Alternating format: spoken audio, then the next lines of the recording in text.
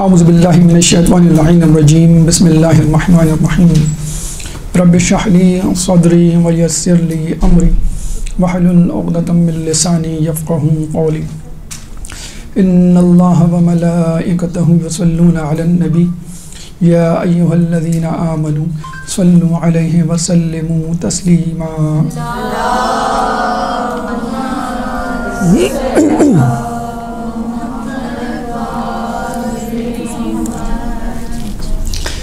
ایک اہم مسئلہ جو آج کل کے دور میں درپیش ہے دینداری تبلیغ دین کے حوالے سے، وہ یہ کہ رفتار تبلیغ دین رفتار تبدیلی سے مطابقت نہیں رکھتی۔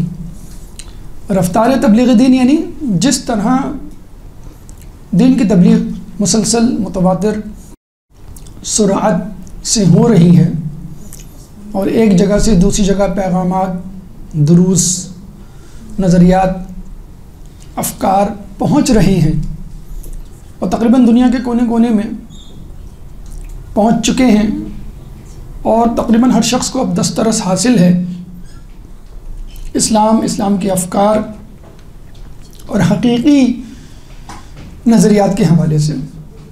لیکن ایسا کیوں ہے کہ انٹرنیٹ کے دور میں کتابوں کی بہتات ہے، علماء کی کثرت ہے، ممبروں، محافلوں، مجالسوں، مدارس ہر جگہ موجود ہیں، عزاداری بھی اس سے زیادہ ہو رہی ہے، پہلے سے زیادہ ہم دیکھتے ہیں، لیکن معاشرہ انحطاط کا شکار ہے، اخلاقی اعتبار سے، لڑائی جھگڑے کے اعتبار سے، اختلافات کے لحاظ سے، دنیا داری، حب دنیا کے اعتبار سے، گناہوں کے اعتبار سے، شکوک و شبہات کے اعتبار سے ہم نیچے ہی جا رہے ہیں، حالانکہ اوپر جانا چاہیے، کم از کم نیکیوں کے حوالے سے تو ہمیں اوپر جانا چاہیے۔ لیکن ایسا کیوں کہ ممبروں، مدارس، مجالس، انٹرنیٹ، ہر سورس بہت متحرک ہیں، فعال ہیں اور باتیں پہنچ رہی ہیں، لیکن ہمارے پاس رزلٹ نہیں ہے، جسے کہتے ہیں نا کہ رزلٹ آنا چاہیے، وہ نہیں ہے۔ یعنی آپ یوں کہہ سکتے ہیں کہ پہلے زمانے میں جس طرح کے لوگ پیدا ہوتے تھے تقویٰ، پرہیزگاری، کرامات کے اعتبار سے، اب کیوں نہیں پیدا ہوتے؟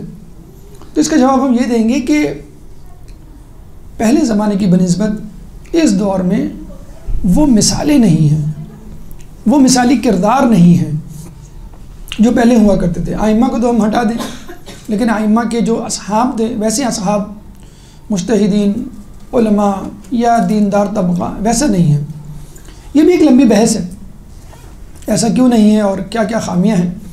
ایک خامی بطور خاص آج ہم آپ کے سامنے موضوع بحث بنانے جا رہے ہیں اور جو آج کل بہت زیادہ واضح ہے، اتفاق سے امام حسن عسکری علیہ السلام کی سیرت کو پڑھتے ہوئے ہمیں چند واقعات ایسے ملے کہ جس میں ہمیں مثالیں مل گئیں اس بات کو سمجھانے کے لیے، اتفاق سے حدیثیں بھی مل گئیں، تو ہم نے کہا اس موضوع کو ہم آپ کے سامنے پیش کریں۔ اور موضوع ہے تبلیغ کی حکمت، خود سے سختی اور اوروں سے نرمی، یہ ہے ہمارا موضوع۔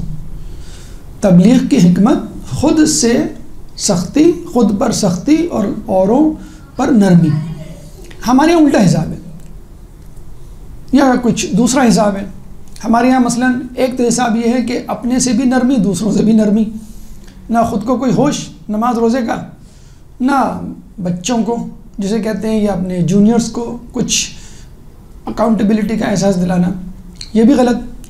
اچھا، دوسرا طریقہ ہے خود بھی سخت اور دوسروں پہ بھی سختی، یعنی آپ سخت ہیں تو بس سب کو سخت ہونا چاہیے، آپ نماز شب کے پابند، آپ جو ہے اول وقت نماز، آپ جو ہے حجاب سخت، اور دوسروں کا بھی اسی طرح ہونا چاہیے رویہ۔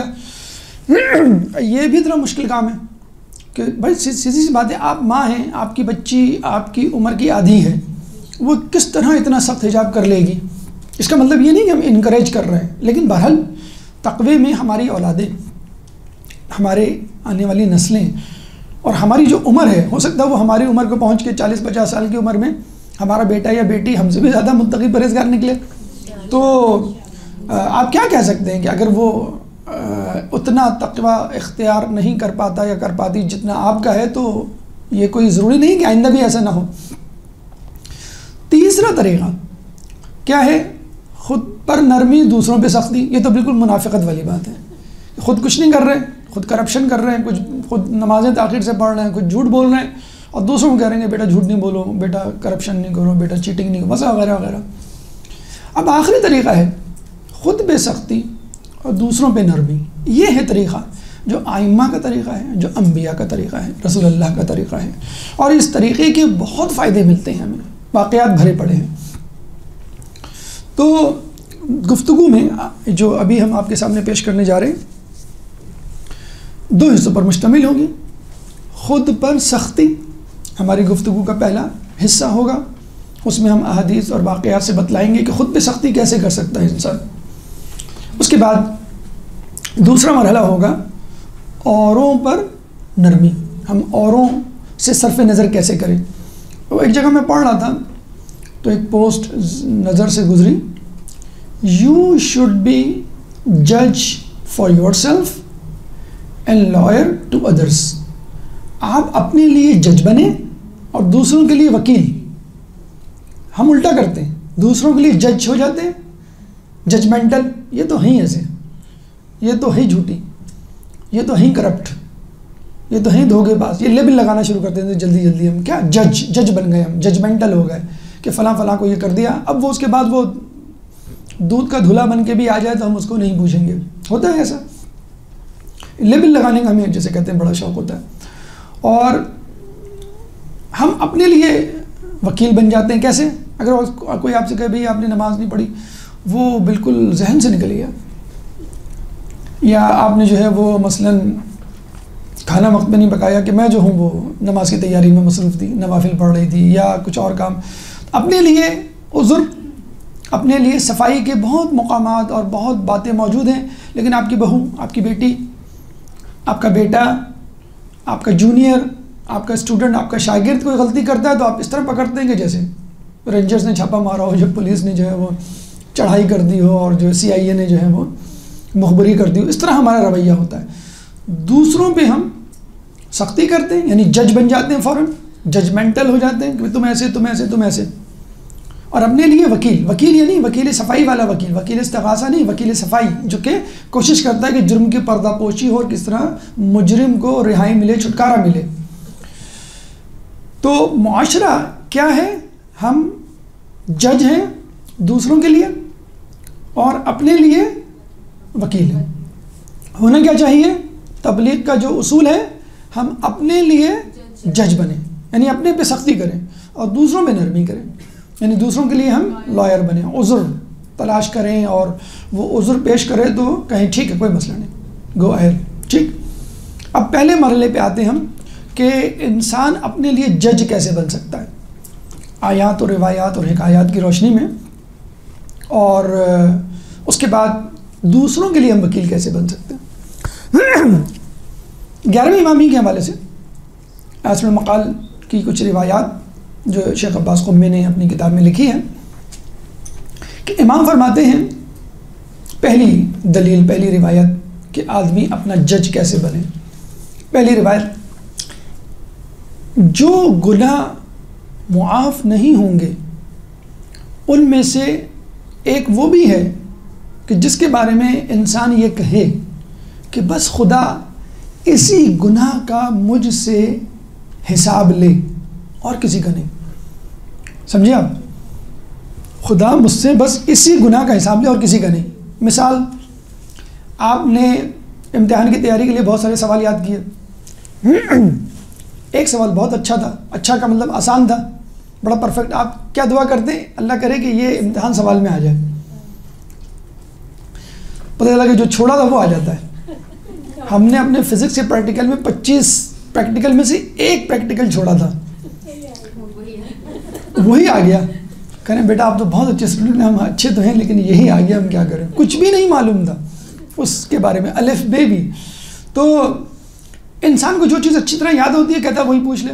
تو جو گناہ آپ نے مجبوری میں کیا ہو، مثلا کوئی وجوہات ہوں جس کے بارے میں آپ کو احتمال ہو، اچھا ایک ایک چھوٹا ہو تو آپ کیا کہتے ہیں اگر یہ پوچھ لے گا اللہ تعالیٰ تو کتنی سزا دے دے گا، تھوڑی سی سزا دے گا یا ہو سکتا ہے معاف بھی کر دے گا.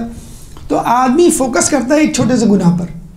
ٹھیک ہے، مثلا میں نے اپنی نند کو کوئی جملہ بول دیا، یہ تو کوئی مسئلہ ہی نہیں چھڑوانا، میں تو 10 ریزن دے دوں گی کہ اس نے میرے ساتھ کیا کیا، میں نے اس لیے غیبت کی. مثلا مثال دے رہا ہوں میں، ایکسیپشنز آر آلویز دیئر. تو آدمی اگر یہ کر لے کہ بس اس گناہ کا مواخذہ ہو باقی کا نہ ہو تو اللہ تعالیٰ بس اسی کو نہیں بخشے گا. ٹھیک ہے، اب اس کی وضاحتیں آگے آتی جاتی ہیں، آتی جائیں گی. ٹھیک ہے، ایک بات ہوگی. اب امام حسن عسکری علیہ السلام کے حوالے سے، اب چھٹے امام کے حوالے سے کیا روایت ہے؟ جو گناہ آپ چھوٹا سمجھتے ہیں، حقیر سمجھتے ہیں، ان کو کیا کہتے ہیں؟ محقرات. میم ہا قاف رے الف تے، محقرات یعنی جس کو چھوٹا بنا دیا گیا ہو، حقیر بنا دیا گیا ہو. امام فرماتے ہیں کہ جن گناہوں کو امام فرماتے ہیں کہ محقرات سے بچو کہ یہ نہیں بخشے جائیں گے. جن کو آپ نے چھوٹا سمجھ کے کر ڈالا کہ یار یہ تو چلتا ہے، سب کر رہے ہیں مثلا، اور یہ تو بھائی اس سے رک ہی نہیں سکتے، مثلا بد نظری ہے جیسے ڈرامے، فلمیں، موسیقی ہے، بھائی اس سے تو بچ ہی نہیں سکتے، تھوڑا بہت تو چلے گا. محقرات، تو محقرات سے بچو کہ ان کو نہیں بخشا جائے گا. یعنی جس کو آپ نے چھوٹا سمجھ کے کیا، اور چھوٹے گناہ عموماً اس پہ اصرار بھی رہتا ہے لوگوں کا، بار بار کر رہے ہوتے ہیں کہ چھوٹا ہی تو ہے، کیا مسئلہ ہے.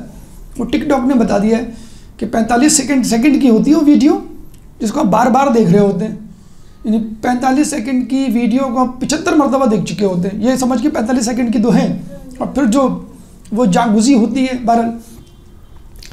اور پھر خود رسول اللہ کی حدیث ہے، کتنی عجیب بات ٹاپ اپ کی ہے انہوں نے، اس کو آگے بڑھایا ہے کہ ابلیس محقرات کے حوالے سے راضی ہو گیا. یعنی ابلیس کیا کہہ رہا ہے کہ جن گناہوں کو انسان حقیر سمجھتا ہے، ٹھیک ہے، وہ کرے، اور میں اس کو فورس نہیں کروں گا کہ کوئی بڑا گناہ کرے، چھوٹے گناہ کرے اور میں ایگری ہوں، بس ٹھیک ہے، میں اس سے زیادہ نہیں بہکاؤں گا. یعنی کہنے کا مقصد بظاہر اس حدیث میں یہ ہے کہ ابلیس انسانوں کے لیے محقرات پہ راضی ہو گیا. یعنی آپ بھی بڑے مطمئن ہیں کہ دیکھو میں تو بڑے گناہ نہیں کرتا، میں تو جو ہوں وہ کرپشن میں نہیں ہوں، میں جو اسمگلنگ میں نہیں ہوں، چھوٹی سی غیبت ہی تو کر دیتا ہوں، کیا ایسا مسئلہ ہے. تو ابلیس نے آپ کو ٹریک پہ لگایا ہوا ہے کہ بیٹا آپ یہ کرتے رہیں، یہ سنتے رہیں، غیبت کرتے رہیں، غیبت سنتے رہیں، اور یہ جو ہے حرام کام، یہ جو حکمران ہمارے کر رہے ہیں مثلا قتل، یہ تو بڑے گناہ ہیں، یہ تو آپ یہ کرتے رہیں. الفتنۃ اشد من القتل ہے نا سورہ بقرہ کی آیت 191 کہ فتنہ قتل سے شدید ہے. تو یہ فتنہ ہی تو ہے یہ جو ہم انٹرنیٹ پہ دیکھ رہے ہوتے ہیں. یہ تیسری حدیث ہو گئی. اب چوتھی حدیث رسول فرماتے ہیں کہ دیکھو بڑے گناہوں سے اجتناب کرو اور چھوٹے گناہوں کو حقیر نہ سمجھو کہ گناہوں کو دیکھ کے انسان قیامت میں خون اور پیپ کے ذریعے روئے گا، آنسو سے نہیں روئے گا، خون اور پیپ کے آنسو روئے گا. کہتے ہیں نا کہ جب آنسو ختم ہو جاتے ہیں تو خون آتا ہے. یحییٰ علیہ السلام کے بارے میں ملتا ہے کہ 2 نالیاں بن گئی تھیں، ان کی امی کاٹن سواب روئی کے پھوئے یہاں رکھتی تھیں، گڑھے پڑ گئے تھے، ایک لکیر یہاں ایک لکیر یہاں، خون نکلتا تھا ان کی آنکھوں سے. تو خون اور پیپ کے آنسو روئے گا قیامت کے دن. پھر سورہ آل عمران آیت نمبر 30 پہ اللہ تعالیٰ کا ارشاد ہے جو رسول اللہ نے کوٹ کیا، یوم تجدو ندعو، کہ جب یوم تجدو کلو نفس، کہ جب تمام نفوس پائیں گے ما عملت من خیر محضرن، ان نیکیوں کو اپنے سامنے جو انہوں نے کی ہوں گی، وما عملت من سوء، اور ان برائیوں کو بھی کہ جو انہوں نے کی ہوں گی، تودو ان بینہا و بینہ، تو وہ مومن کہے گا، خواہش کرے گا کہ کاش میرے اور ان کے درمیان دوری ہوتی، امدم بعیدہ، بہت دور کی مسافت ہوتی.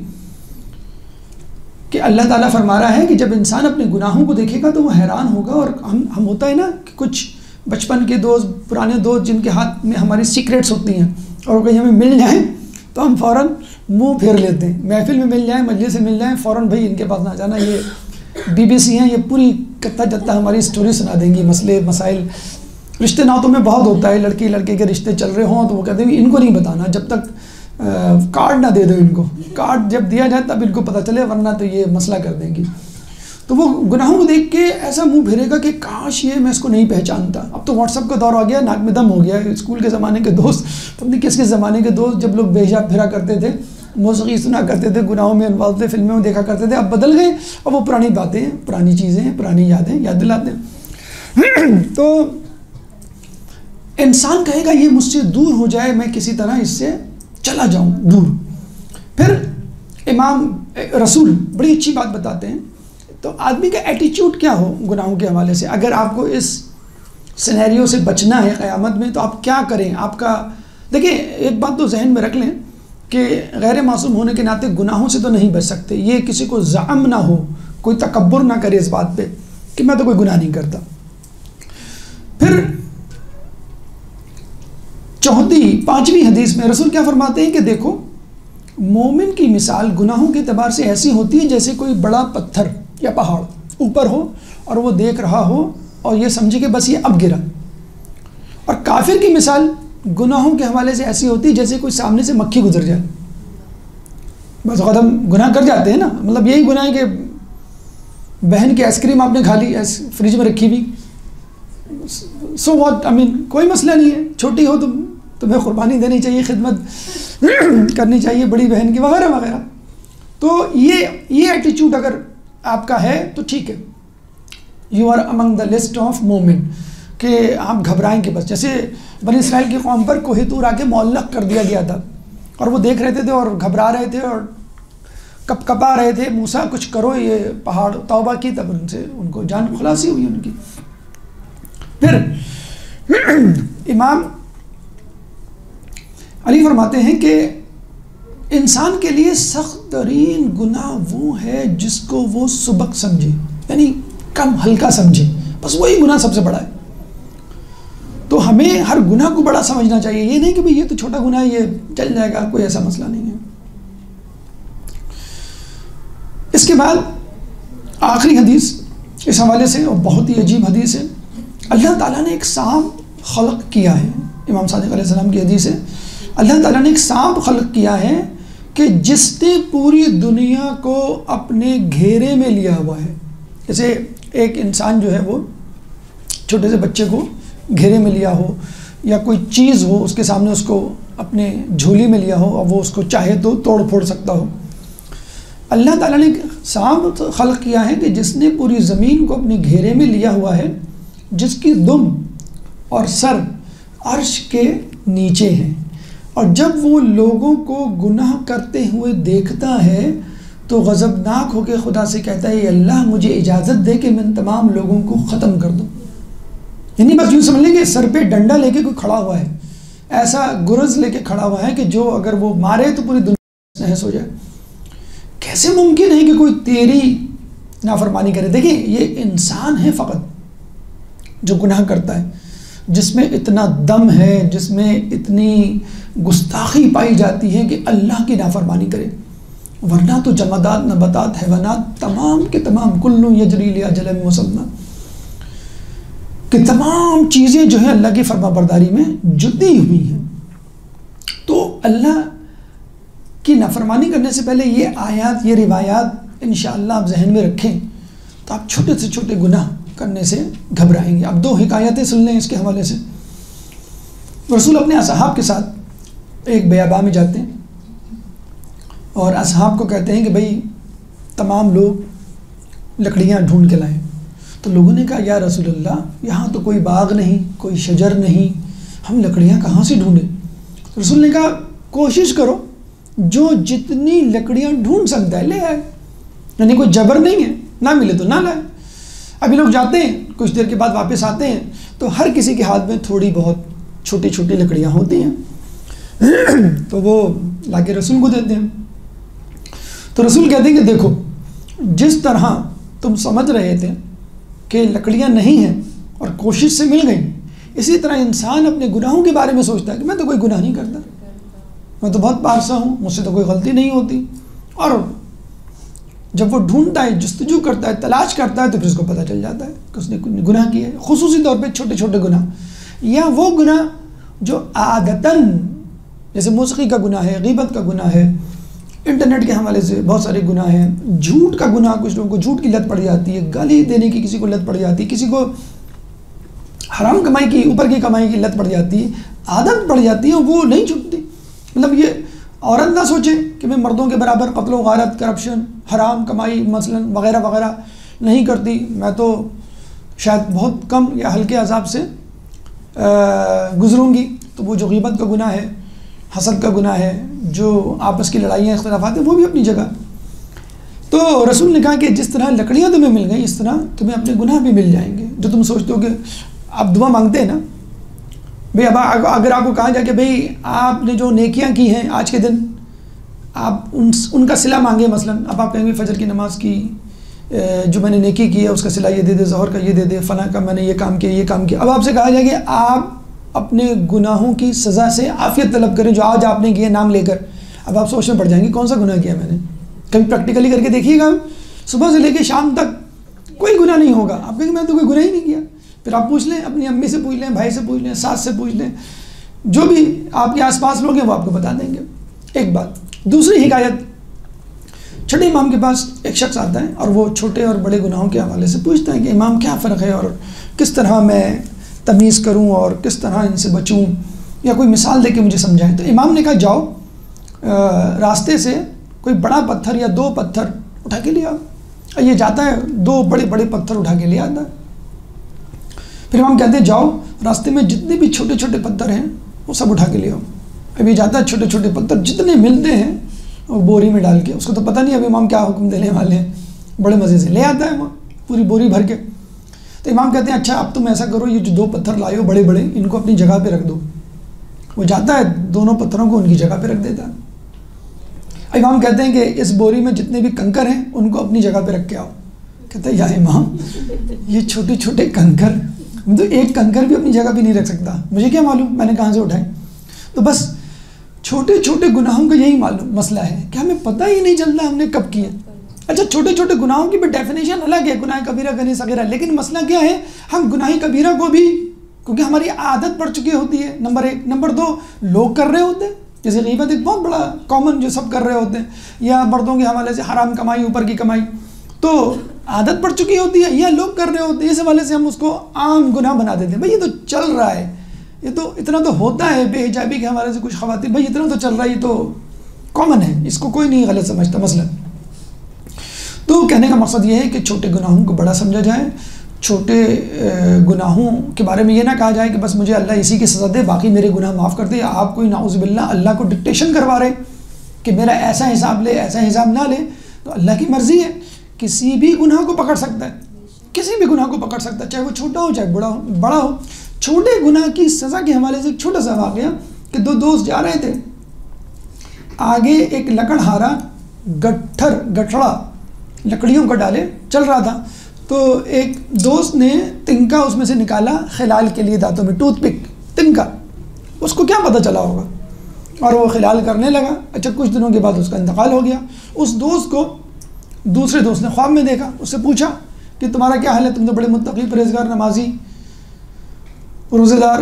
تو اس نے کہا کہ وہ تو سب ٹھیک ہے، لیکن 1 سال سے میں آگ میں جل رہا ہوں. میں 1 سال سے مسلسل آگ میں جل رہا ہوں، کیوں؟ کہیں گے وہ جو میں نے تنکا توڑا تھا لکڑہارے کے گٹھڑے میں سے، ایک تنکا جو وہ بھی شاید مائنڈ نہ کرتا، لیکن بہرحال چوری تو ہوئی، چاہے وہ ایک تنکے کی کیوں نہ ہو. ہم بازار جاتے ہیں، انگور خریدتے ہیں، 2-3 دانے منہ میں ڈال لیتے ہیں، ہم اس سے پوچھتے ہیں کیا؟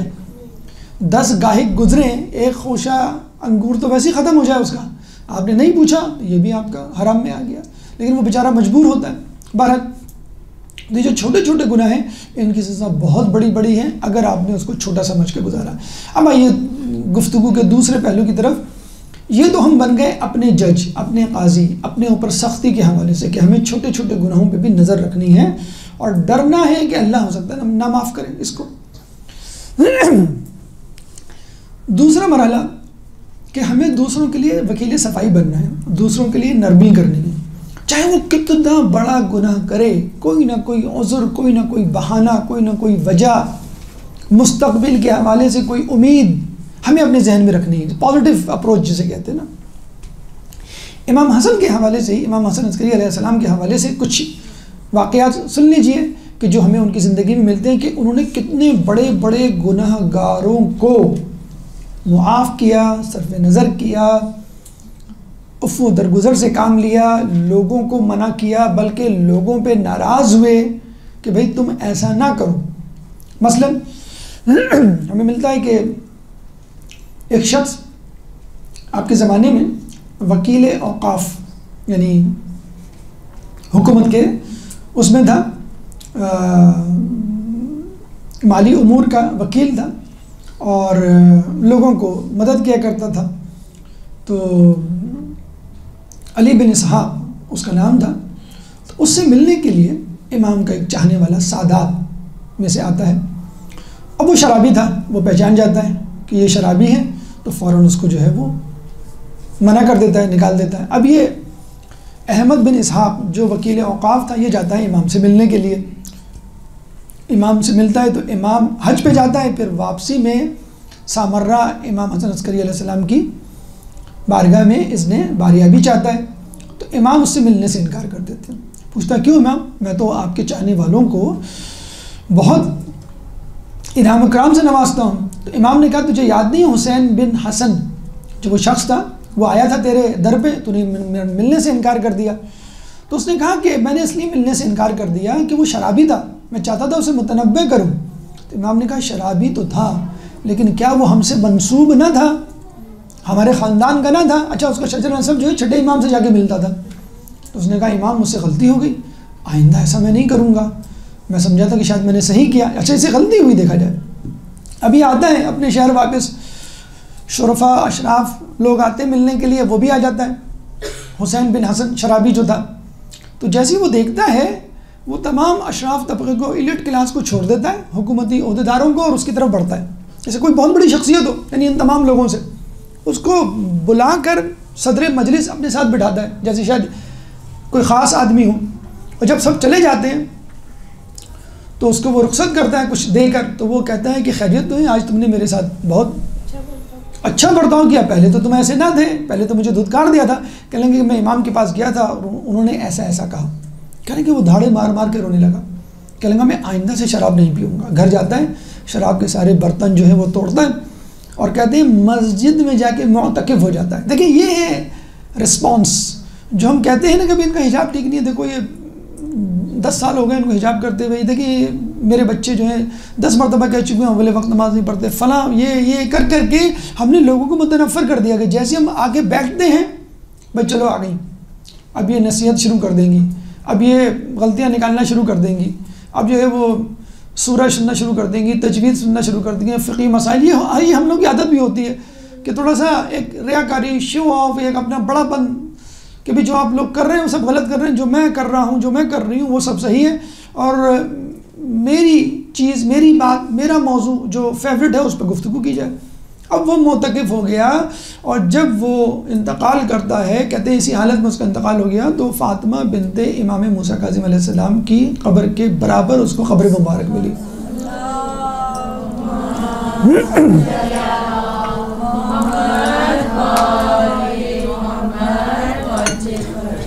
اسی طرح ایک اور شخص تھا علی بن عیسیٰ، اور یہ جو تھا مدینے میں تھا، مدینے میں اولاد علی کو نوازتا تھا ہر رمضان، اور اتنا مال و اموال دیتا تھا کہ پورے سال کے لیے کافی ہوتا تھا۔ تو ایک شخص جس کو وہ دیا کرتا تھا 5000 درہم سالانہ، اس کو ایک دفعہ اس نے راستے میں چلتے ہوئے سردی کے موسم میں کہیں سڑک پہ پڑا ہوا دیکھا، اور اس نے الٹی کی ہوئی تھی اور شراب کی بدبو آ رہی تھی۔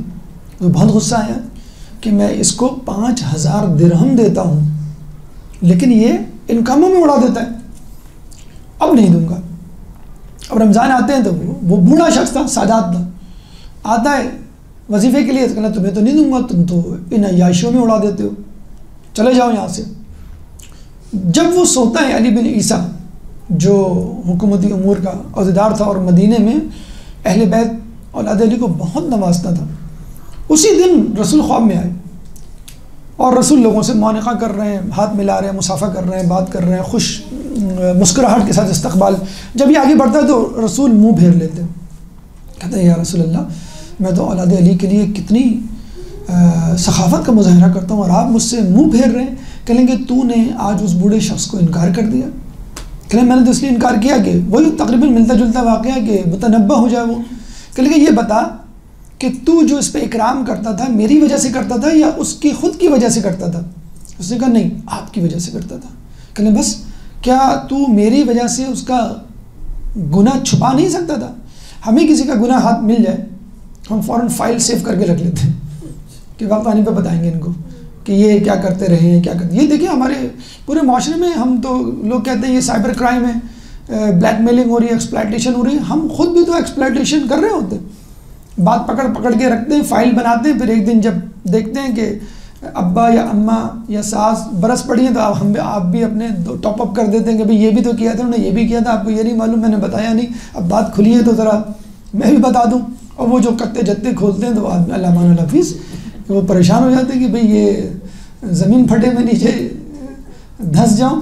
تو ہم بھی تو یہی کر رہے ہوتے ہیں. لوگوں کو مسئلہ ماشاءاللہ برا نہیں منائیے گا, خواتین کے حوالے سے بہت ان کو ڈیٹ, واقعہ, تاریخ, دن, افراد جو شامل تھے وہ حفظ ہوتا ہے. اتنا حفظ وہ قرآن کے حوالے سے کر لیں تو کتنی آیات حفظ کر لیں, جملے حفظ ہوتے ہیں. آپ نے یہ کہا تھا, فلاں نے یہ کہا تھا, اس کے جواب میں یہ کہا تھا, پھر 4 دن بعد ملاقات ہوئی تو انہوں نے یہ کہا وغیرہ وغیرہ. بہرحال تو اب وہ اٹھتا ہے, اس بوڑھے شخص کو بلواتا ہے, اس کو 5 کی بجائے 10,000 درہم دیتا ہے اور پھر رخصت کرتا ہے. تو وہ شخص کہتا ہے کہ بھئی آج اتنی عنایت کیوں, کل تو تم نے دھتکار دیا تھا, 5 بھی نہیں دیے تھے. کہنے کا فکر نہ کرو, سب کچھ ٹھیک ہے, جاؤ میں تم سے خوش ہوں. اب دیکھیں آدمی کے دل میں تھوڑا سا ایمان ہو نا تو شرابی, کبابی, زانی, جواری, چور کتنا ہی بڑا کیوں نہ ہو وہ پلٹتا ضرور ہے. اب یہ کہنے لگا کہ ٹھیک ہے, اچھا جاتا ہے صحن سے, پھر واپس آ جاتا ہے. کہہ لیں گے نہیں, جب تک تم مجھے نہیں بتلاؤ گے میں اس وقت تک تمہارے گھر سے نہیں جاؤں گا, مجھے پہلے بتلاؤ کہ کیوں تم مجھے اتنی جو ہے وہ سخاوت کا مظاہرہ کر رہے ہو میرے لیے. اس نے کہا رسول میرے خواب میں آئے تو انہوں نے ایسا ایسا کہا. فوراً اس کی آنکھوں سے آنسو نکلنے کہ رسول مجھ پر نظر رکھے ہوئے ہیں. تو کہنے کا مقصد یہ ہے کہ اگر ہم اپنے ساتھ گناہ گاروں کو بٹھا لیں اس میں کیا حرج ہے. میں شہید قاسم سلیمانی کا واقعہ پڑھ رہا تھا, ایک خاتون نے کہا کہ میں آپ کے ساتھ فوٹو کھنچوانا چاہتی ہوں. کہ کھنچوا لیں. اچھا ان کا حجاب تھوڑا سا گڑبڑ تھا تو انہوں نے کھنچوا لی, لیکن جب میں نے تصویر جب کھنچتی ہے تو آدمی غور سے دیکھتا ہے, جس کے ساتھ کھنچتی ہے اس کو کم دیکھتا ہے, اپنے آپ کو پہلے زیادہ دیکھ رہا ہوتا کہ میں کیسا لگ رہا ہوں. تو ان کو یہ احساس ہوا کہ میرا حجاب ٹھیک نہیں ہے. اس دن سے وہ کہتی ہیں کہ میں نے اپنا حجاب ٹھیک کر لیا.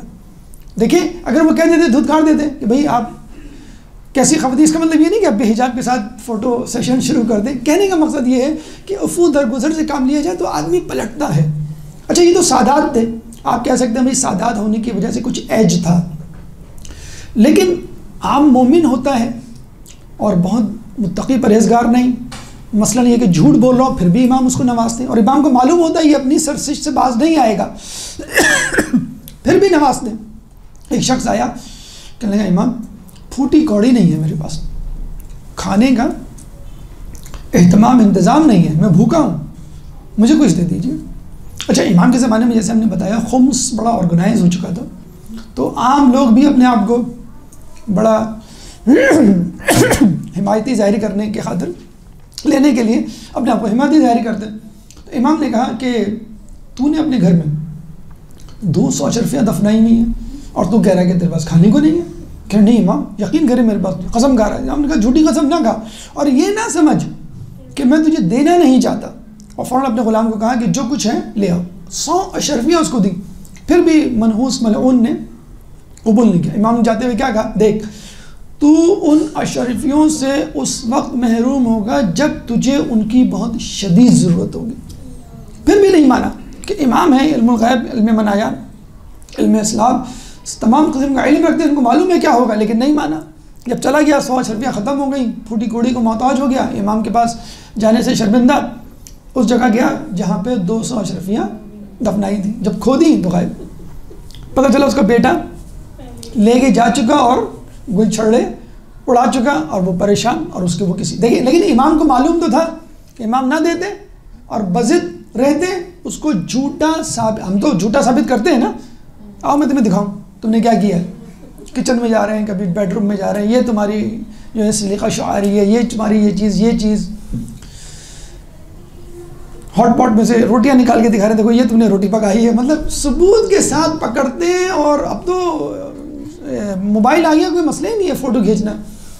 تو امام جو ہے وہ اس کو جھوٹا ثابت کرتے، نکلواتے اور پھر دے دیتے 200 کہ بھئی دیکھو یہ 200 یہ اب احتیاط سے کرنا. لیکن اس کا بھرم رکھا، اس کا جو ستار العیوب خدا ہے نا، تو ہمیں بھی ستار العیوب جیسا جو ہے طریقہ اپنانا چاہیے.